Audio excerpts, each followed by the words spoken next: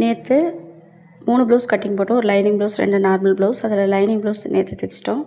அந்த 2 நார்மல் ப்ளவுஸும் இப்போ தைச்சாச்சு. தைச்சி முடித்து சாப்பிட்டுட்டு வந்தாச்சு. மணி 2:30 ஆகுது. 2:30 மணிக்கு நோட் எடுத்து யார் யாருக்கு என்னென்ன தைக்கணும் அப்படின்றத அடுத்து பார்க்க போகிறோம். அந்த கவரில் இருக்கிற ஒரே ஒரு ப்ளவுஸ் மட்டும் கலம்கரி ப்ளவுஸு, அது ஒன்று மட்டும் ஒருத்தருக்கு.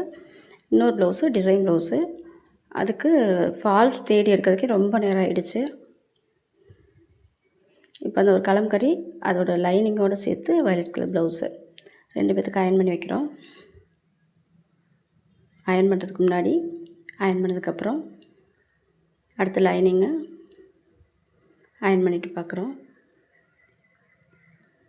அடுத்து ப்ளவுஸ்லேயே வந்து டிசைன் இருந்துச்சு, கழுத்து டிசைன்.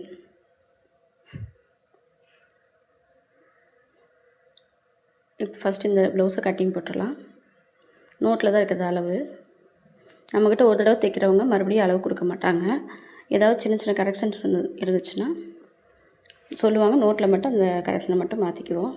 இப்போ அந்த ப்ளவுஸ் கட்டிங் போட்டாச்சு. ரெண்டாவது டிசைன் ப்ளவுஸ் கட்டிங் போட்டு வச்சிடலாம். டிசைன் ப்ளவுஸ் அப்படின்னா பஃப் ஸ்லீவு நம்மளாக வைக்கிறது. ரெண்டாவது ப்ளவுஸ் பிட்லேயே ரெடிமேட் டிசைன் இருக்கும்ல, அதை வைக்க சொல்லியிருந்தாங்க.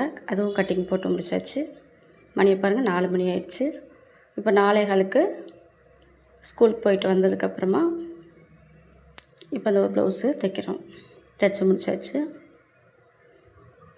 அடுத்தது இந்த டிசைன் ப்ளவுஸ் தைக்கலாம் நைட்டு. அதுக்கப்புறமா இந்த ஒரு வயலட் கலர் நார்மல் ப்ளவுஸும் தைச்சி முடிச்சாச்சு.